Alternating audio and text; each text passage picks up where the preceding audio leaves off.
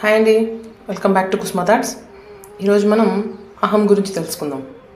అహం, దీన్ని అహంకారానికి కింద కూడా చూస్తారు.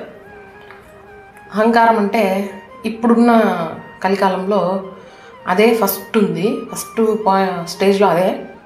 మంచితనం అనేది లాస్ట్ స్టేజ్లో ఉంది. ఎందుకంటే అందరూ ఏమనుకుంటున్నారంటే మంచి ఈ కాలంలో పనికిరాదు, మంచి చేసినవాడు ఖచ్చితంగా మోసపోతాడు, లేకపోతే మంచి చేసినవాడికి ఖచ్చితంగా డౌన్ఫాలే తప్పితే పైన ఉండదు అని. అట్లా ఎప్పుడూ అనుకోవద్దండి. అట్లా అనుకున్నంతగా మనం నిజంగానే అట్లానే డౌన్ఫాల్ అయిపోతాం. మంచితనానికి ఎప్పటికైనా ఆ దేవుడు తోడుంటాడు, అహంకారానికి ఎప్పటికైనా కలిపురుషుడు తోడుంటాడు. కలికాలం కలిపురుషుడు ఎంత దారుణంగా ఉంటాడంటే భరించలేనిది. చాలా అంటే చాలా దారుణంగా ఉంటాయి ఆయన కలిపురుషుడు చేసే చేష్టలు. అందుకని అహంకారం ఉన్న వాళ్ళకి కలిపురుషుడిది ఇది ఉంటుంది, ఆయన ప్రభావం అనేది వాళ్ళ మీద ఉంటుందన్నమాట. అందుకే ఆయన నోటిని ఎప్పుడు అహంకారంతోనే నింపి మాట్లాడిస్తూ ఉంటాడు. ఎక్కువ కలికాలంలో కలిపురుషుడు చేసేది ఏంటంటే నాలికకి ఎక్కువ పని పెడతాడంట.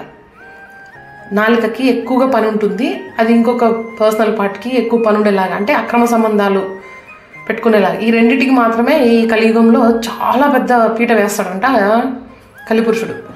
నువ్వు ఎప్పుడైతే నోటితో అహంకారంగా బిహేవ్ చేస్తావో అప్పుడు నీ మీద కలిపురుషుడి ప్రభావం ఉన్నట్టే కదా.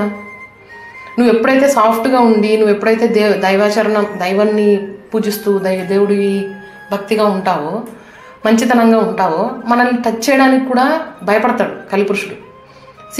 ఒక వలయం అనేది మన చుట్టూ ఏర్పడుతుంది అనమాట. మనల్ని తాకితే అది వాళ్ళకి ఆ కలిపురుషుడికి షాక్ కొట్టినట్టు.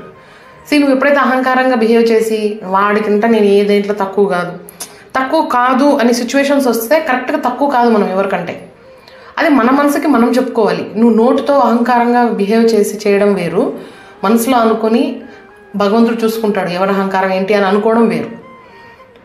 అహంకారానికి మంచితనానికి తేడా ఇది. అహంకారం ఉన్నవారి దగ్గర కలిపురుషుడు ఉంటాడు, మంచితనం ఉన్నవాడి దగ్గర దేవుడు ఉంటాడు. అదే చెప్తున్నా నేను. దాని నుంచి మారడానికి కొంచెం టైం పట్టచ్చు, ఎందుకంటే ఇన్ని రోజులు పేలిన్నోరు ఎవరిదైనా సరే తొందరగా కంట్రోల్ అవ్వదు. అహంకారం అంటే అలా ఉంటుంది, అదంతా కలిపురుషుడి దయ.